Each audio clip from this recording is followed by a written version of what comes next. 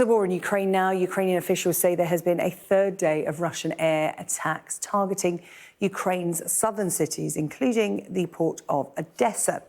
Russia's defence ministry says they are a mass revenge strike in response to an attack on a key Crimean bridge, which it blamed on Kyiv. Joining me now, defence and security analyst Professor Michael Clarke.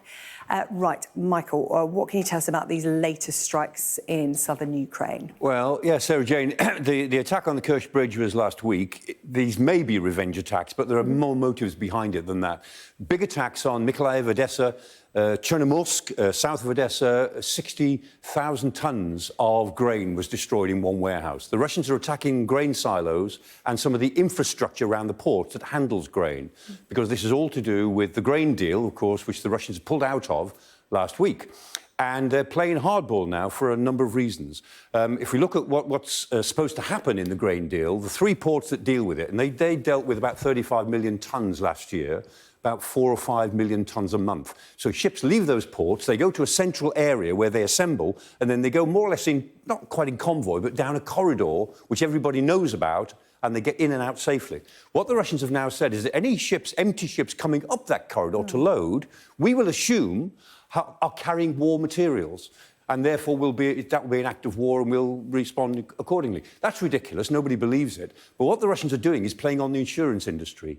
Because if you can create the danger, the sense of danger, then ships won't get insurance. And you can do anything you like, but you can pay the crew as much as you like. The crew can be as brave as you like. If they haven't got insurance, the ship won't sail.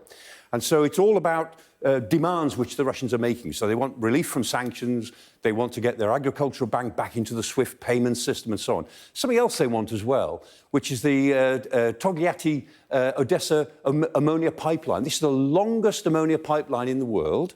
It's really important to Russia because ammonia is based on their fertilizer industry, so you need fertilizers for food, and they depended upon that before the war began.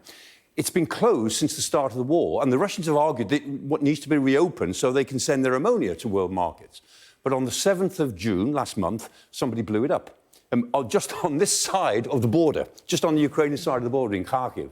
And so the pipeline is now damaged. That will not now reopen this year. So the Russians have lost that. And they're playing hardball now with the grain deal, making all sorts of demands in order to try to persuade the rest of the world that something has got to be done to meet their requirements. 47 million people in the global south depend on this grain, which at the moment is not going to get out. A lot of moving parts there. Let's talk about the Wagner Group moving in Belarus. What do we know about them and what they're doing there? What's going on? Well, Progotten seems to have turned up at the base at Azipovichi, which is just about 45, 50 miles southeast of Minsk. It's not entirely clear what he was doing there, or indeed, what we know of him being there. The footage we've got is very grainy. It's not very clear. You think if they was going to actually make it clear that he was there, they'd do something a bit more convincing than this. But our forensics department has geolocated it. Yes, it is Azipovichi. That certainly seems to be Prigozhin, so there he is. And what Wagner are doing is using Azipovichi as a hub for their global ambitions. This is what I'm more interested in, actually. Two big things going on. Teplinsky, over there, he's the commander, three-star general. He's the commander of the airborne forces. Teplinsky has been in a row with the Ministry of Defence for a long time. On the 12th of January, he resigned. On the 1st of April, Putin reinstated him.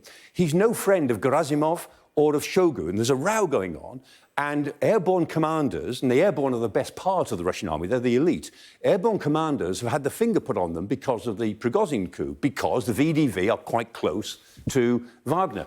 And meanwhile, this man, Zolotov, runs the internal troops, the internal security, and Putin is increasing their power, and a law is going through the parliament as we speak, which will give them heavy weapons. So Putin is actually creating what looks like a private army here, while the real army has a problem with its own airborne forces.